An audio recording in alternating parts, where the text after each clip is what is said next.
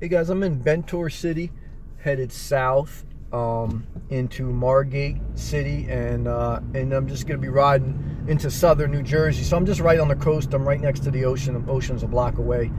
This is just pretty much a straight shot. We'll take some bridges, but what I want to talk about is donations, okay? Because whether it's a church, whether it's the Red Cross, whether it's the Boy Scouts, or whether it's a YouTube channel,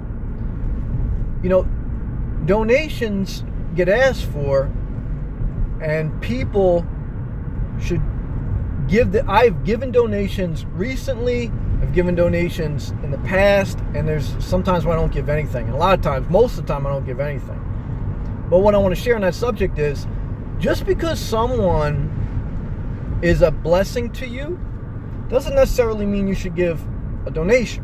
Because any leader, I don't care, including me, any leader, they know how to excite people. They know how to, speak to people in a way where it motivates them.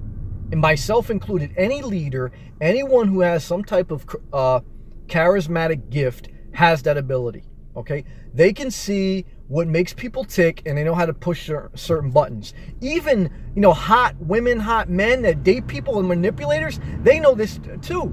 Okay, so it doesn't just have to be a leader. It's someone who just can read somebody else. They know what buttons to push, and they push them. So all I'm saying is, be mindful that nothing is by accident. And sometimes when somebody acts a little bit, unassuming, they are very assuming, and they know exactly what they're doing.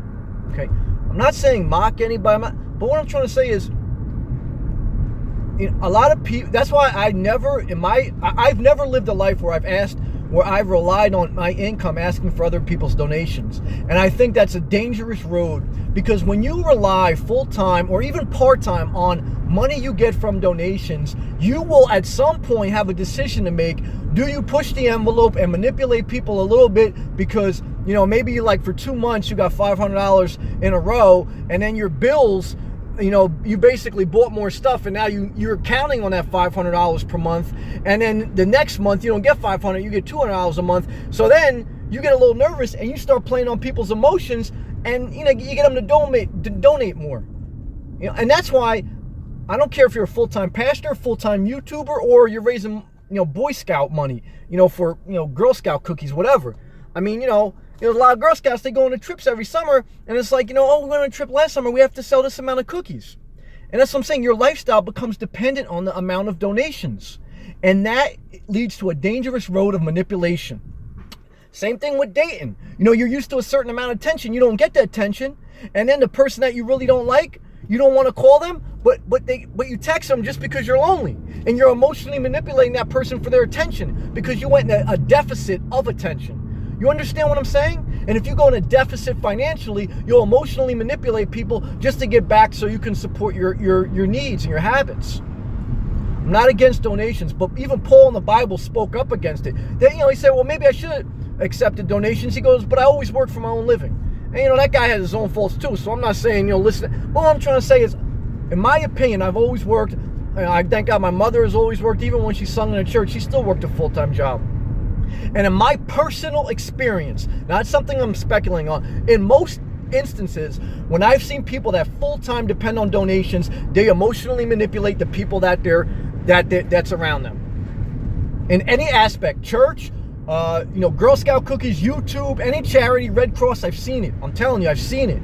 And it's a sad thing. I remember even being in a leadership meeting, and it was for a nonprofit organization. And the leader, we were listening to this leader talk about leadership, and he was saying, you always got to be, a statesman. You always got to be political, because you got to realize that if somebody's a big donator, you don't want to get them upset because we count on them for our organization to go forward.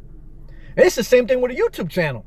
Or it's the same thing with the Girl Scouts. Or it's the same thing, with you're trying to plan a trip, for some type of basketball league. It doesn't matter. It's the same premise. If you count on full-time or part-time donations to supplement your income or to create a lifestyle for you, you will eventually hit a crossroads, a dangerous crossroads, where you will have to decide, do you kind of push the envelope and manipulate people, even if it's an emotionally or subconsciously, I don't really want you to donate if you want. That's subconscious too. I mean, come on. You know, and I'm not against donations per se, but I got to share these thoughts because this is what I've personally experienced, and I think it's harmful to others. You know what I mean? And sometimes people think, well, if it's not in a church, you know, the guy's not manipulating me, he's giving me some. It doesn't matter. And I think some churches are great. I think some YouTube people that ask for donations are great. But I want to shed light on this. You know, I don't care if you're selling Girl Scout cookies or whatever. If you're depending full or part-time on donations, and that's what's driving your content, and that's what's driving your creativity, shame on you. I don't disrespect you, and I'm not saying we're all not human, but I'm saying, you know, refocus. And if you're out there, and I've given donations to some of the people that once then I look back, I said, man, maybe I shouldn't give a donation because that guy's a little bit of a manipulator, a little bit of a crook, you know what I mean?